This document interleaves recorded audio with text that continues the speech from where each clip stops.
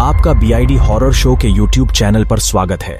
यहाँ पर चमकदार रात्रि आपका स्वागत कर रही है, जहाँ आप अंधेरे के गहरे रहस्यों और भूतों की दुनिया में सफर करेंगे।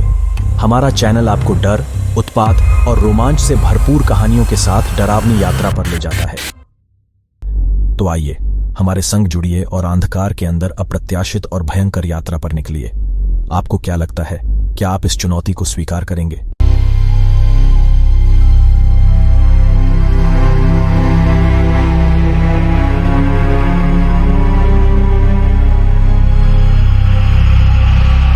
एक पुरानी हवेली थी जो बसातपुर गांव के पास स्थित थी, जहां सबके मन में भयानक किस्म के किस्से बसते थे। लोग कहते थे कि यह हवेली बादशाही दौर के समय की है और इसे कई भूतों ने अपना आवास बना रखा है।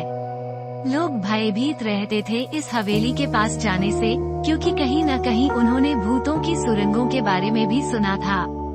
एक दिन एक साहसी युवक ने मन बनाया कि वो इस हवेली की सच्चाई जानेगा। उसने दोस्तों को भी अपने साथ लिया और हवेली की ओर चल पड़ा।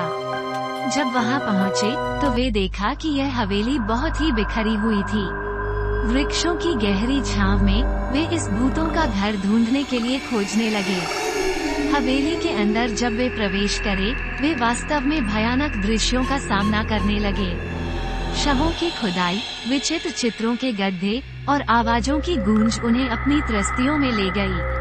दरवाजे अपने आप बंद हो जाते थे और रंगीन ग्लास के पीछे सड़ी हुई आंखें उन्हें घूर रही थीं। जैसे ही रात की अंधकार छानने लगी, भूतों की भरी हुई आवाजें सुनाई देने लगी। भूतों का रोशनी से घिरा हुआ चेहरा उनके सामने उभरने लगा। युवक और उसके दोस्त भयभीत हो गए और अपनी दुर्गति के कारण चिल्लाने लगे। हवेली के अंदर भगवान शिव की मूर्ति थी, जो कि इन भूतों को शक्ति देती थी। युवक ने जब ध्यान से देखा तो उसे यह बात बताई गई कि वो मूर्ति गांव के पुराने पंडित द्वारा यहाँ लाई गई थी। पंडित ने ये कहकर इसे स्थापित किया था कि यह भूतों को नियंत्रित करेगी और उन्हें शांति प्रदान करेगी। युवक ने उस मूर्ति की पूजा की और प्रार्थना की कि भयानक भूतों को दया हो जाए और वे शांत हो जाएं। वास्तव में भूतों को अपनी दुख भरी कहानियों को छोड़कर आगे बढ़ने की इच्छा थी। उन्होंने युवक की प्रार्थना को सुना और धीरे धीरे समाप्त हो गए।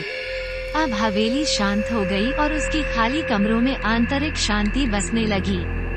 युवक और उसके दोस्त ने हवेली को छोड़ दिया, लेकिन उनके दिल में इस घटना का स्मरण सदैव बसा रहा। वे इस घटना को अपने बचपन के दोस्तों को सुनाते रहे और गांव में इस हवेली की कहानी और उसकी भयानकता का प्रसार करते रहे। उनकी कथाएं लोगों के रूहों में डर और अजीबोगरीब विचारों को जगाती रहीं।